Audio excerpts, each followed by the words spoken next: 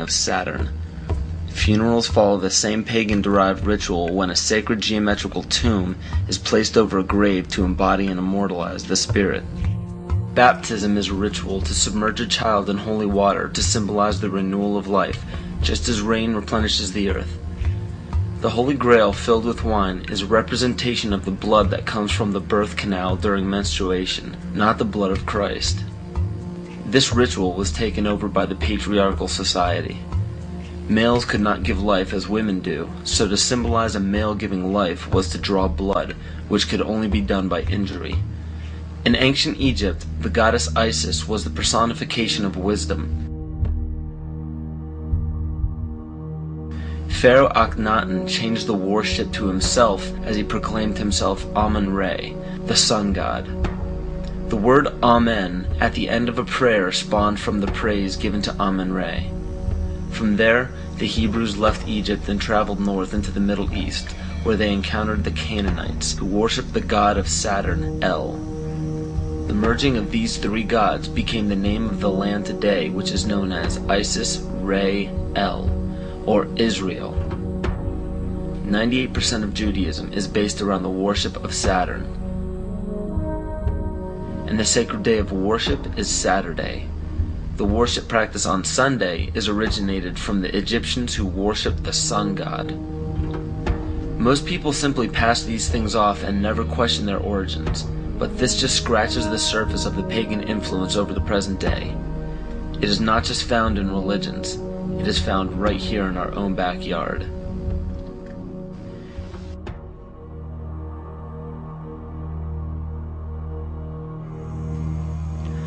On January 22, 1783, Congress ratified a contract stating that all bills of credit emitted, monies borrowed, and debts contracted by or under the authority of Congress before the assembling of the United States in pursuance of the present Confederation shall be deemed and considered a charge against the United States for payment and satisfaction whereof the United States and the public faith are hereby solemnly pledged.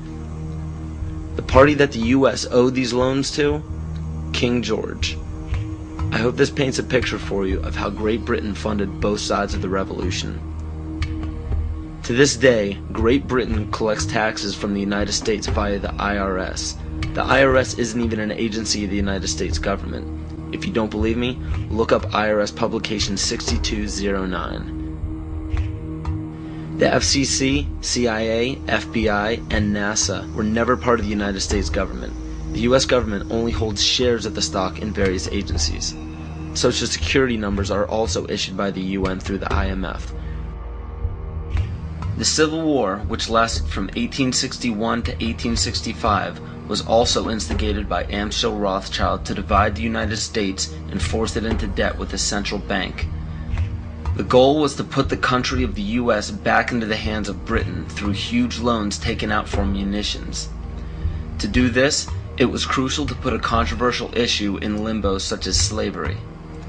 Knowing full well that the Declaration of Independence would create an uproar among southern states that depended heavily upon slave labor, it was signed in Philadelphia, Pennsylvania by 35 people, 33 of whom were Freemasons.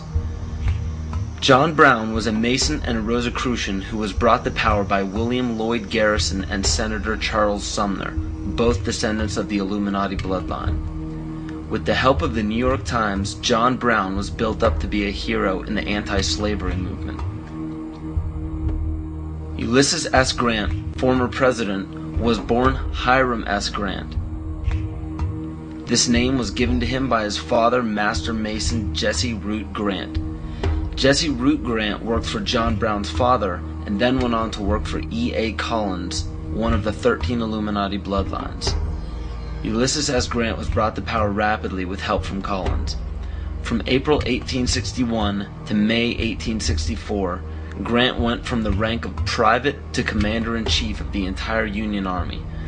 Once Grant was appointed president, his cabinet consisted of 8 Freemasons, including Alphonso Taft, which was William Taft's father, who was also an ancestor of Bill Clinton. Jonas Mills Bundy was one of the 13 Illuminati bloodlines, who was also the presidential advisor to Grant as well as the next 2 presidents. and cabinet member Columbus Delano was Franklin Delano Roosevelt's grandfather. In November 21, 1933, President Franklin Roosevelt wrote, "The real truth of the matter is, as you and I know, that a financial element in the large centers has owned the government ever since the days of Andrew Jackson." Abraham Lincoln's father was A.A. Springs, who was part of the Rothschild dynasty. Lincoln's half-brother worked for Louis Cass Pasteur in the Merovingian dynasty, which was the 13th Illuminati bloodline. Pasteur also owned Jekyll Island, which was where the Federal Reserve Bank was created. In the mid-1800s, Abraham Lincoln and the Whigs were trying desperately to keep Andrew Jackson from establishing a gold standard called the Independent Treasury System. Lincoln and his party fought to set up a central bank, making such public speeches as, "Under a gold and silver standard, all will suffer more or less, and very many will lose everything that renders life desirable." This statement resounds elements of scare tactics in this speech and other speeches on the matter given by Abraham Lincoln. They give no real evidence or explanation. In the early 1900s, after a failed attempt for Woodrow Wilson to set up what was called the League of Nations following World War I, Wilson and his advisor, Colonel House, set up the Institute of International Affairs. This institute had two branches, one set up in England called the Royal Institute of International Affairs, and the Council on Foreign Relations was incorporated as the American branch in New York on July 29, 1921. Founding members include Colonel House, J.P. Morgan, John D. Rockefeller, and a few others. A national income tax was declared unconstitutional in 1895 by the Supreme Court, but a constitutional amendment was proposed in Congress by Senator Nelson Aldrich. This makes much more sense when you notice that Nelson Aldrich was also known as being the authentic voice of J.P. Morgan and later married into the Rockefeller family. Today, 27 to 35% of American workers' pay is taxed, and this money goes to a central bank called the Federal Reserve, or the Fed. For those of you who are unaware of the Federal Reserve Bank and what it is capable of, it is a non-government-owned bank that provides the U.S. with all of its currency. They control the inflation rate by the amount of money in circulation. Yet the most amazing aspect of the central bank is the suspension of specie payments, in which the Fed can refuse to pay their obligations, yet taxpayers must pay their debts or go bankrupt. In other words, the suspension of specie payments is the central bank's right to breach a contract with no penalty whatsoever. In even simpler terms, it's called theft. How is it that the Fed is allowed to breach any contract they wish without penalty from the government? The answer is simple. The Federal Reserve Bank has power over the government instead of under it. Carroll Quigley, Bill Clinton's mentor while at Georgetown University, wrote of central banks, "They want nothing less than to create a world system of financial control in private hands, able to dominate the political system of each country and the economy of the world as a whole, controlled in a feudalist fashion by the central banks of the world acting in concert, by secret agreements arrived at in frequent private meetings and conferences." It is important to note that nearly all of the founders of the Federal Reserve Bank were involved in the conception of the Council on Foreign Relations.